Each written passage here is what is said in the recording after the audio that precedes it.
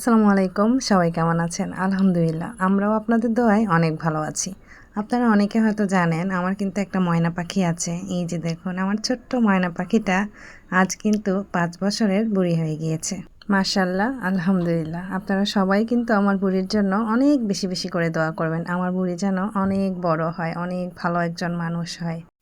আজ সারাদিন স্কুল শেষ করে শুধুমাত্র আমার বুড়ির জন্য মিরপুরে আসা। আর মিরপুরে আসার সময় ওর জন্য ছোট্ট একটা গিফট কিনে এনেছিলাম। আর আমার এই গিফটটা পেয়ে যে আমার বুড়ি এতটা খুশি হবে আমি ভাবতেও পারিনি। আমার এই ছোট্ট গিফটটা পেয়ে কিন্তু ও শুধুমাত্র খুশিই না, ও কিন্তু এটা আনবক্সিং করার জন্য খুবই এক্সাইটেড। এবং দেখুন ২ ভাই বোন মিলে গিফটটা আনবক্সিং করছিল। এবং আমার বুড়ি কিন্তু হঠাৎ করে দেখলাম চোখ বন্ধ করে রেখেছে এবং আমাকে বলছে, মিষ্টি আমি কিন্তু আমার গিফটটা আনবক্সিং করার পরেই কিন্তু চোখটা খুলবো। আর একটু পর পর আমাকে জিজ্ঞেস করছিল চোখ কি খুলবো, এত সময় লাগে, এত দেরি হচ্ছে। সত্যি ওর এই ছোট ছোট বিষয়গুলো আমাকে কিন্তু অনেক ইমোশনাল করে দিয়েছিল। আমি বুঝতেও পারিনি যে আমার ছোট্ট বুড়িটা আমার এই গিফটটা পেয়ে এতটা খুশি হবে, এতটা এক্সাইটেড হবে।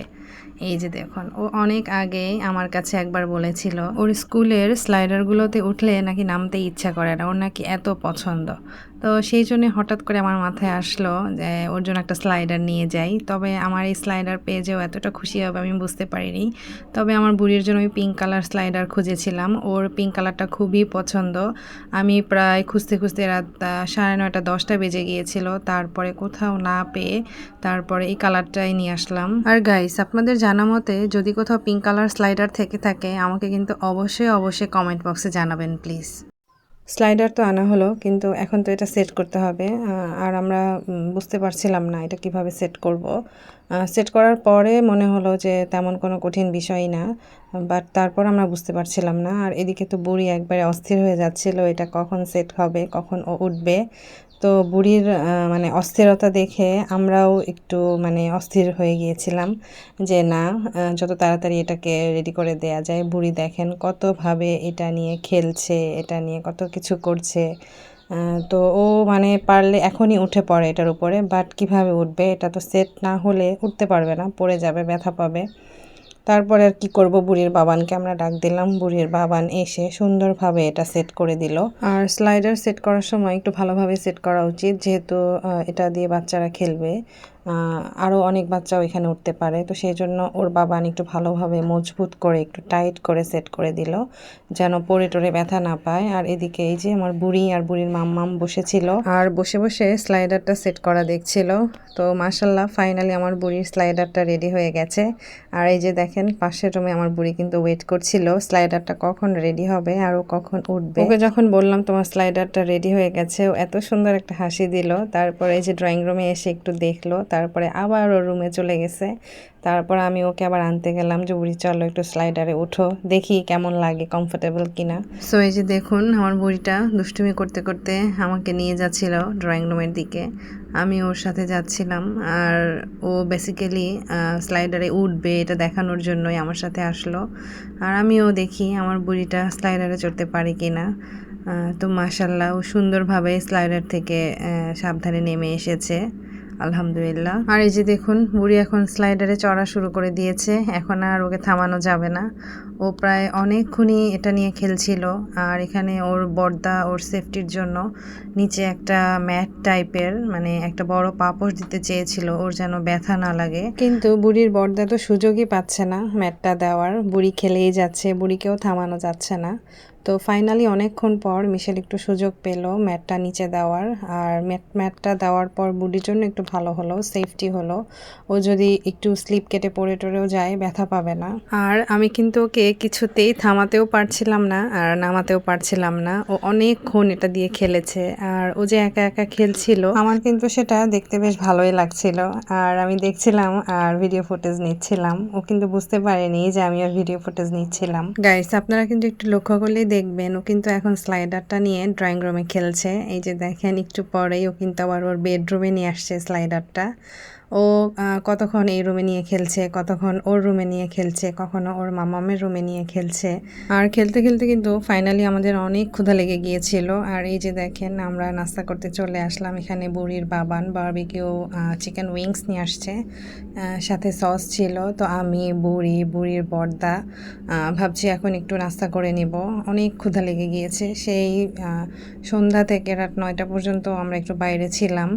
তো বাসায় আসার পর আবার একটু বাইরে যাওয়া হয়েছিল এবং বাইরে থেকে এসে বুড়ির গিফটটা সেট করতে করতে আমাদের মোটামুটি অনেক রাত হয়ে গিয়েছিল। আর যেহেতু বুড়ির বার্থডে, আমাদের কেক কাটতে হবে, তো মোটামুটি অনেক লেট হয়ে গিয়েছিল। তাই আমরা সবাই মিলে একটু হালকা পাতলা নাস্তা করে নিলাম। এখানে চিকেন উইংস ছিল, সাথে আরও কিছু নাস্তা ছিল। তো আমি, বুড়ির বড়দা, আমরা তিনজন একসাথে একটু খাওয়া দাওয়া করে নিলাম। আর যেহেতু একটু পরেই আমরা বুড়ির কেক কাটবো, তো বুড়িকেও তো একটু রেডি করতে হবে, একটু ফ্রেশ ট্রেশ করাতে হবে। আর এবার যেহেতু বুড়ির মাম্মাম অসুস্থ ছিল, তাই আমরা তেমন কিছুই করিনি। শুধুমাত্র আমার বুড়ির জন্য আমরা এই ছোট্টভাবে ওর বার্থডেটা সেলিব্রেট করলাম। সরি বুড়ি, ইনশাল্লাহ আমরা আগামীবার বুড়ির বার্থডেটা আরও বড় করে করব ইনশাল্লাহ। আর সাথে হয়তো আমাদের নতুন একটা গেস্টও থাকতে পারে। সো গাইস, এই যে আমাদের বার্থডে গার্ল রেডি। ওয়াও, মাশাল্লাহ মাশাল্লাহ, আমার বুড়িকে তো অনেক সুইট লাগছে। আপনারা সবাই কিন্তু আমার ময়না পাখির জন্য দোয়া করবেন। ওহো সরি গাইস, আমি তো বলতেই ভুলে গিয়েছিলাম, আজকে কিন্তু বুড়ির বাবান বুড়ির জন্য একটা স্পেশাল গিফট এনেছিল। এই যে দেখেন, আমার বুড়ির জন্য একটা গোল্ডের চুড়ি এনেছিল। আমার বুড়িকে বুড়ির মাম্মাম সেই চুড়িটা পরিয়ে দিচ্ছে। আপনারা কিন্তু অবশ্যই জানাবেন আমার বুড়ির এই ব্রেসলেটটা কেমন হয়েছে। মাশাল্লাহ মাশাল্লাহ, আমার বুড়ির হাতে কিন্তু চুড়িটা বেশ মানিয়েছে। আপনারাই দেখুন তো, অনেক সুন্দর লাগছে না আমার বুড়িকে? ওয়াও, অনেক সুন্দর হয়েছে আমার বুড়ির চুড়িটা। আমার বুড়ি কিন্তু ওর বাবানের দেয়া স্পেশাল গিফটটা পেয়েও অনেক খুশি হয়েছে। মাশাল্লাহ, আমার বুড়ি খুশি হলেই আমরা খুশি। যাই হোক, আমার বুড়িটা তো রেডি হয়েই গিয়েছে। এখন শুধু ও একটু ফাইনালি টাচ আপ দিচ্ছে, ওর হেয়ারটা একটু কম করে নিচ্ছে। তো ওর হেয়ার স্টাইলটা করা হয়ে গেলেই মাশাল্লাহ আমার বুড়ির রেডি হওয়া ডান। তো আমার বুড়ি যেহেতু রেডি হচ্ছে, আমিও একটু দেখি কয়টা বাজছে। তো আমি একটু বারান্দায় গেলাম। এই যে দেখুন, এখন প্রায় 12টার কাছাকাছি বাজছিল।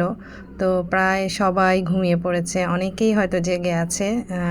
আপনারা বাইরের পরিবেশটা দেখে হয়তো বুঝতে পারছেন অনেক গভীর রাত।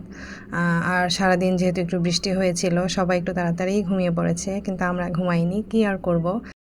আমার বুড়ির বার্থডে বলে কথা, আমরা কি ঘুমাতে পারি? কখনোই না। আমার বুড়ি রেডি হয়ে আসবে, আমরা সবাই মিলে কেক কাটবো, একসাথে খাওয়া দাওয়া করব, তারপরে ঘুমাবো। তো আমরা সবাই মিলে ওয়েট করছিলাম কখন আমার বুড়ি আসবে, কখন আমার বুড়ি আসবে। তো ফাইনালি আমার বুড়ি রেডি। এই যে দেখুন, আমার প্রিন্সেস রেডি। ওয়াও, মাশাল্লাহ মাশাল্লাহ, অনেক সুন্দর লাগছে আমার প্রিন্সেসকে।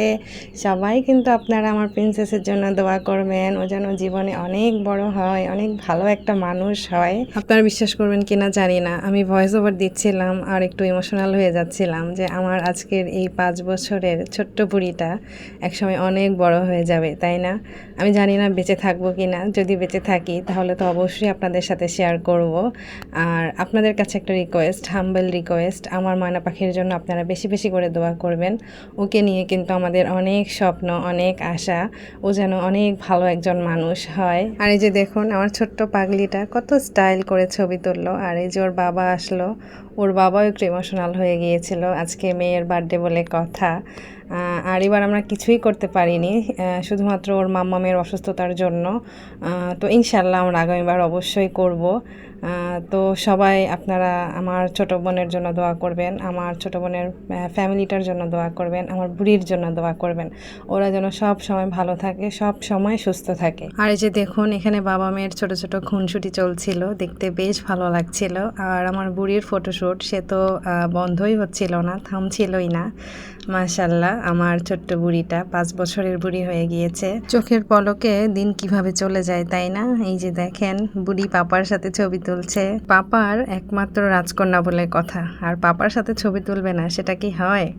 আমার বুড়ি কিন্তু ওর পাপার অনেক পাগল, আর পাপাও তার রাজকন্যাকে কিন্তু অনেক ভালোবাসে। আল্লাহ কিন্তু আমাকে খুশি হয়ে একটা রাজপুত্র দিয়েছে, আর সাথে কিন্তু আমি একটা রাজকন্যাও পেয়েছি। মাশাল্লাহ, আলহামদুলিল্লাহ, ওদেরকে পেয়ে আমি অনেক খুশি। এই যে দেখুন, আমার বার্থডে গার্লের কেক চলে এসেছে। হ্যাপি বার্থডে টু ইউ সোনা পাখি, many many happy returns of the day.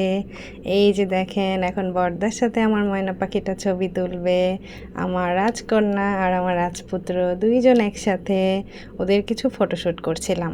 আর এই ফটোশ্যুটগুলো আমি আমার মেমোরি হিসেবে রেখে দিতে চাই। আপনারা সবাই কিন্তু আমার সিজদাবুড়ি আর সিজদাবুড়ির বর্দার জন্য বেশি বেশি করে দোয়া করবেন, ওরা যেন অনেক ভালো মানুষ হয়। এই যে দেখেন ফাইনালি আমার বার্থডে গার্ল রেডি।